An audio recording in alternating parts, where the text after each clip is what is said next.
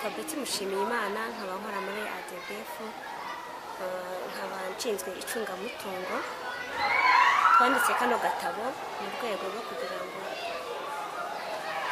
kazafasha abantu kumenya ubuzima bw'imyororokere, gukumira ihohotera ndetse n'ihohoterwa no kwizigamira. Agatabo kakaba gakubiyemo byinshi bimwe mu bantu bakunda gutinya kuvuga byerekeranye n'ubuzima bw'imyororokere. Twebwe twaba twarabashije kugenda tubivuga neza, tubisobanura tudaca ku ruhande cyangwa se tubizimiza kugira ngo wenda ngo abana batabyumva, kubera yuko twasanze yuko bitera ibibazo cyane cyane ku bana,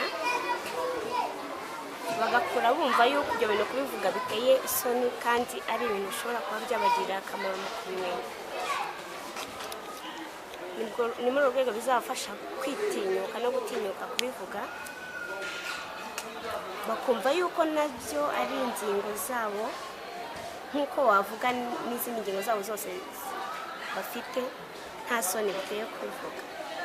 Baduha nk'ingero z'ibintu bimwe mwavuze mu izina nk'enda kimwe cyane. Twavuzemo imyanya ndangagitsina bigize umuntu,